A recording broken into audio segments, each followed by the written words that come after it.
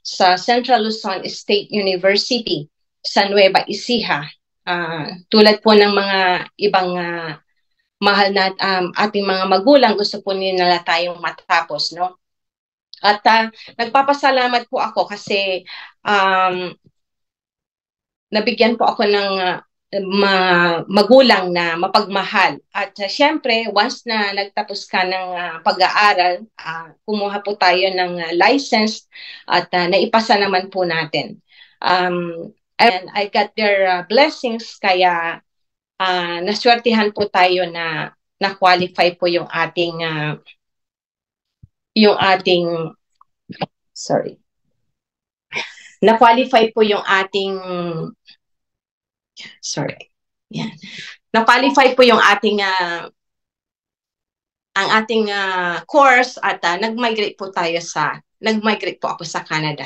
Kailangan mo ng Canadian experience. So, paiba-ibang trabaho ang pinasukan ko under agency hanggang sa nag-align po sa natapos kong kurso. Nagkaroon po ako ng pagkakataon mag-work po sa Credit PU Animal and Bird Hospital for 9 years, and then napunta po tayo sa Vets Toronto Emergency Animal Hospital. And so 12 hours in 4 nights. Nights po kasi dadalawa lang po kaming mag-asawa na magtutulong-tulong para sa pag-aalaga ng mga bata. Hindi katulad po dyan sa Pilipinas na maraming pwedeng tumulong. Pero dito, kami lang mag-asawa ang magkatuwang. So, syempre, dahil sa hindi naman po sapat ang tulog mo pagkagabi, paiba-iba syempre, kulang ang tulog, hindi maganda ang epekto yon sa katawan natin, no? So, nakompromiso po ang katawan ko. At nagkaroon po ako ng high blood pressure. Ito po yung high blood na sinasabi sa atin, no? So, meron po tayong olmesartan na gamot, pero nag-complain ako sa doktor ko kasi sabi ko, tinitake ko ang blood pressure ko umaga hanggang at saka sa hapon, pero bakit ang diastolic ko yung hindi ko mataas po. So ang last sort po niya ay binigyan po ako ng panibago, additional. In addition to olmesartan, I'm taking olmesartan in the evening. Ang amlodipine naman ay tinitake ko ng umaga. So sabi ko, hindi maganda na nagkakaroon ako ng dalawang medication kasi if possible, ayoko ho sana dahil syempre hindi ho natin alam ang disadvantage yan sa ibang organs natin. And sad to say, hindi lang po ako ang meron hong problema, kundi mas malala po ang aking mister dahil meron po siyang hypertension, meron po siyang chronic kidney disease, may constipation po siya, may gout siya. I think ang gout at saka yung constipation is due to the medications at saka siyempre sa epekto doon sa hindi ho magandang kalagayan ng kanyang kidneys.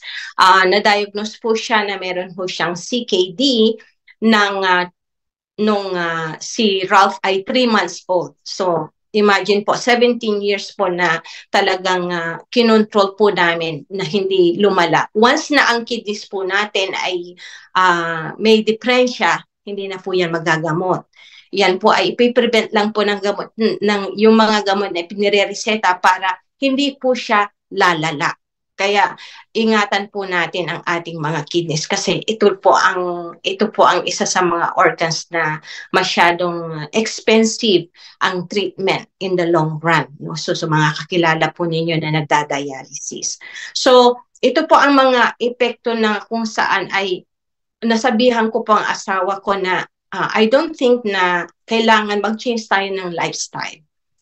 In a way, lalo na yung mga pagkain na ini-intake natin. Ang hilig po na bumili po tayo ng soda o kaya soft drinks, ano nakukuha natin doon? Di ba, mostly sugar, mga sweets, di ba? Mga bagoong, alamang. Yun ho ang nakasanayan na natin nung bata tayo. Pero recently, nasabihan ako ng doktor namin, Once na dumating ka sa age na 50 years old, lalabas lahat. Diyan mo malalaman yung lahat ng depresya ng katawan. Start po ng 50 years old. Kaya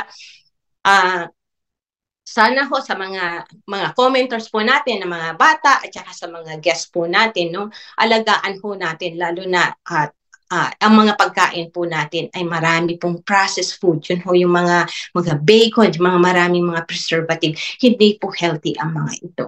So, nagpapasalamat po ako kasi itong ating green box na ito ay inintroduce sa aking father nung namatay ang aking mother nung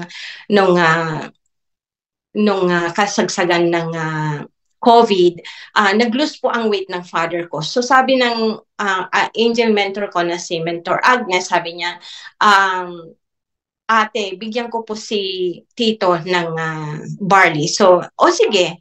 After 2 weeks, pinalo up ko, sabi ng father ko, napakaganda, ang ganda ng tulog ko. At saka energized ako, hindi ako madaling mapagod. So, dahil sa kanya, dahil sa father ko, sinabihan po kami na lahat po kami magkakapatid ay uminom. So, lahat po kami ay actively drinking it. At sa awa po ng Diyos, ang resulta po ng ating epekto ng ating barley, we're just taking one sachet to 2 sachet per day. Nag-normalize po yung blood pressure ng asawa ko, pati yung constipation niya nawala. Good night sleep, syempre, at saka no more anemia. Kasi anemic po, automatic na once na ang kidneys mo hindi po gumagana ng husto, magiging anemic ka kasi hindi nagpo-produce ng hormone, yung erythropoietin na ang katawan mo. So, isa yan sa magandang epekto. At the same time, ganun din po ako. Nabawasan na po yung gamot ko. Hindi na po ako nagtitik ng amlodipine. Though, dire-diretso pa rin pong pinapadalhan po ako ng aming pharmacist. Pero kinukuha ko lang yan kasi hindi naman po namin binabayaran dahil covered po kami ng insurance. Binibigay ko po ito sa aking mga mahal sa buhay. So, continuous lang po na i-take po natin ang ating barley dahil napakaganda. We tried different products before, pero doon sa mga different herbs, may mga pagka pinagsama-sama sila, makikita niyo po doon sa mga labels po nila na sinasabi po nila na is contradictory para sa high blood pressure. So, is useless. Pero itong ating barley, napakaganda. Very nutritious po talaga. Ayan. So, hindi lang po ako, pati ang mga ate ko, ang mga kuya ko, nagtitik po kami kasi high blood pressure po talaga ang number 1 na dumadapo po sa amin, no?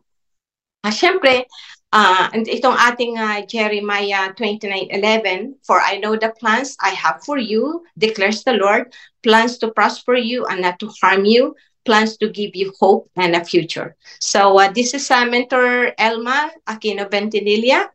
I am worldwide.